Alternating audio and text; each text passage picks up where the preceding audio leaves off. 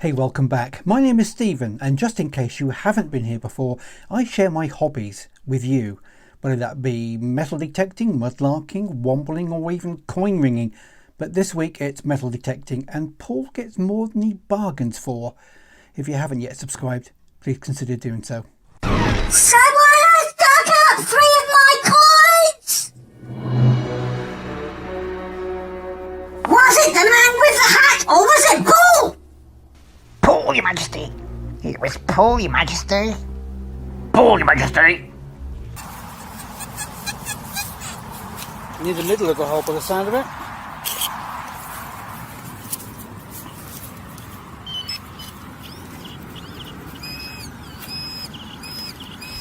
Uh-oh, it's not a penny. Oh, look! It's a spindle whorl. That is the last thing I would have expected to find here. As you can see from the shape, this is a Roman period. We're talking 1st to 2nd century spindle whorl.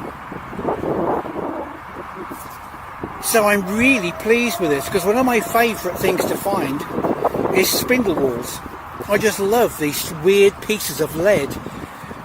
Sadly, I don't have too many which are decorated, the medieval period ones.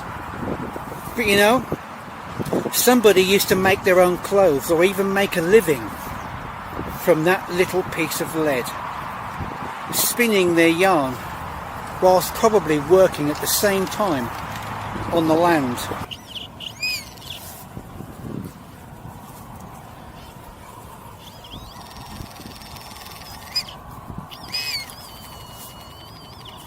Oh no, it is another penny.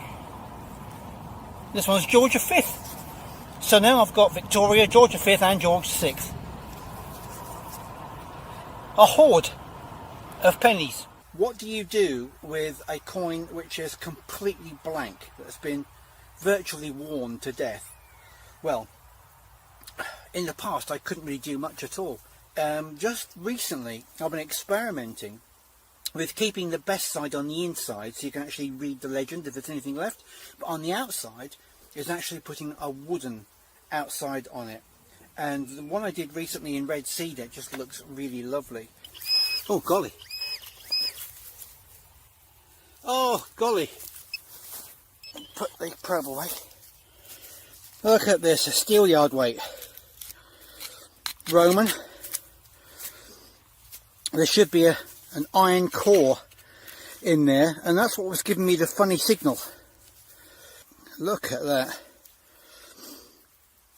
A lovely Roman steelyard weight, up to 2,000 years old. Beauty. It's one of the best ones I've found because they've got a definite shape to them. Usually they were just a lump of lead, but that one's well defined. I'm going to ask you as a challenge. I know a lot of you will know, but those who think you know, leave a comment what you think that might be.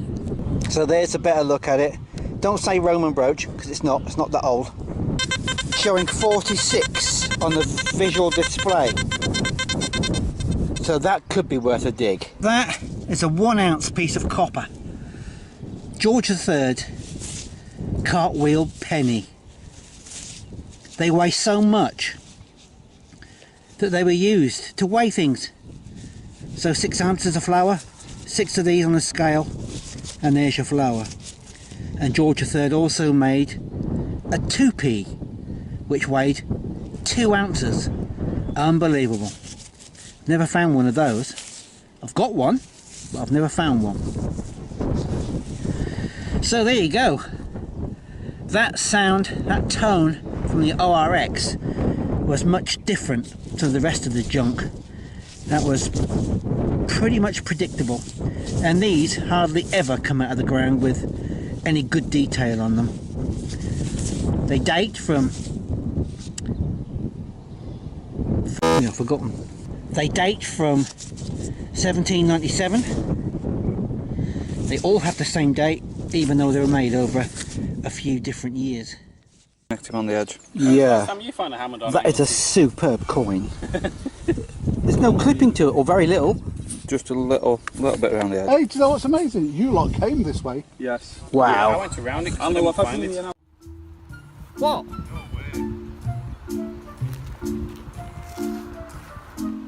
What, a button? No, Gilded button? no, that's Roman gold. No. Definitely. 100%. Look at that. No. Wow.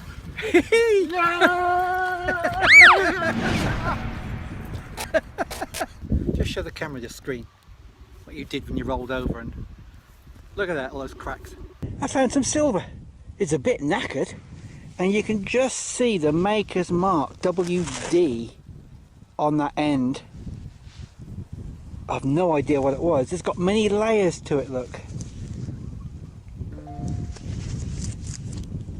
Hey, look at that. I've unfolded that and it's come out really nice, and it's got a hallmark and the maker's mark.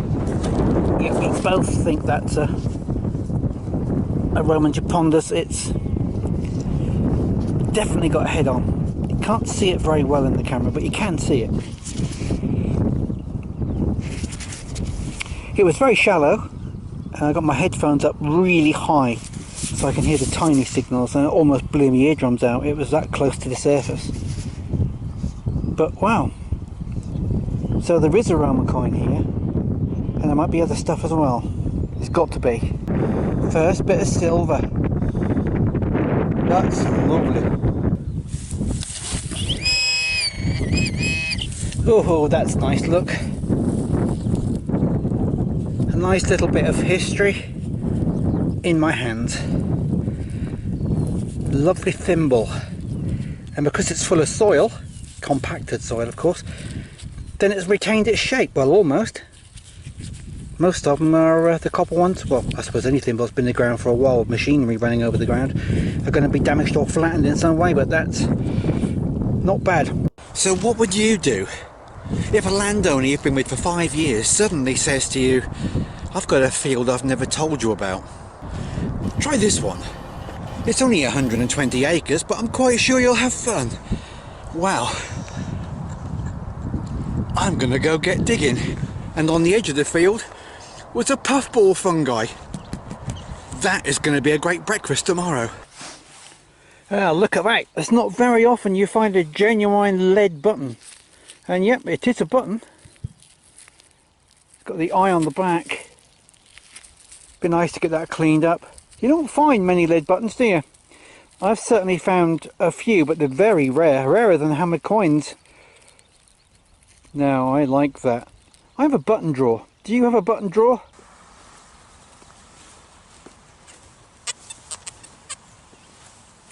It's a little bit noisy here. Some burps and some farts coming from the coil. Oh.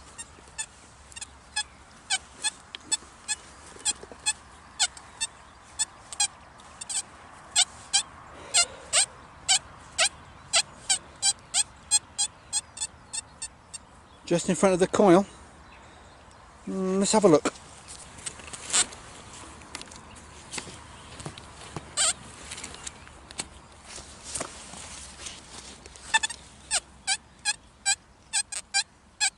Still in the hole. See if the probe can find it.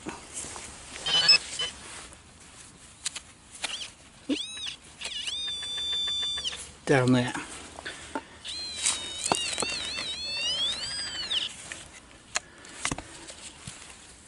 Nope.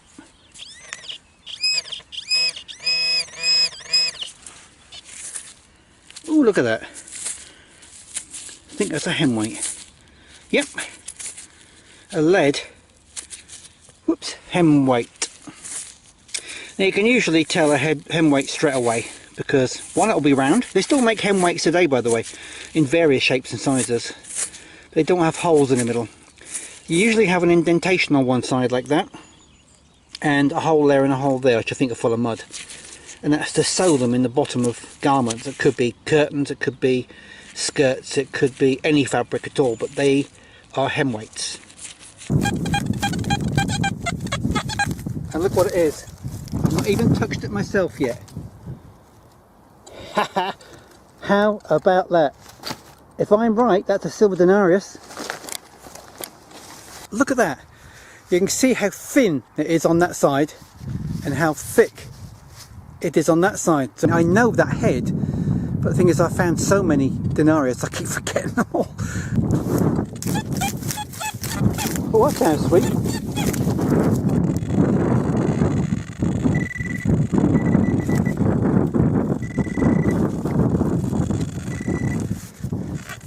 Another piece of wire. No, it's a...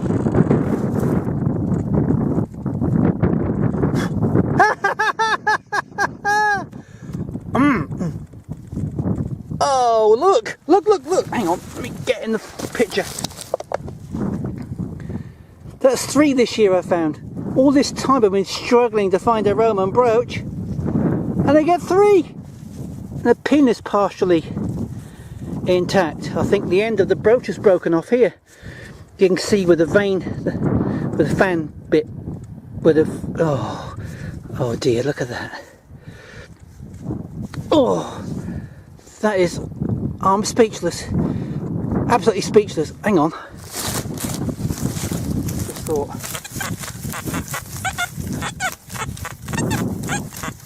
No, so the brooch was right next to junk. That's what was giving that really funny double type sound. Oh, I'm glad I dug that up. Oh, gotta get onto social media now and just show everybody. Thank you, bye. Well, I really enjoyed putting that video together, and yes, I did plant that gold fake Roman coin for Paul to find, and yes, he did get his own back too. Anyway, if you are finding Roman coins where you are and like to be able to identify them even easier than I attempted to do on that video, I have produced an A1 size full colour glossy poster, and next door to it as well a smaller A3 size, which is the British coins, including all the hammers, to make your life so much easier to identify your Roman coins and hammers. Well, you can find these on themanwiththehat.co.uk, along with some of the coin rings and other things I've made, just in case you fancy treating yourself or someone else. So thanks for being with me, and whatever you do, keep safe. Catch you later. Stephen digs it up and then pimps it up so you can wear it.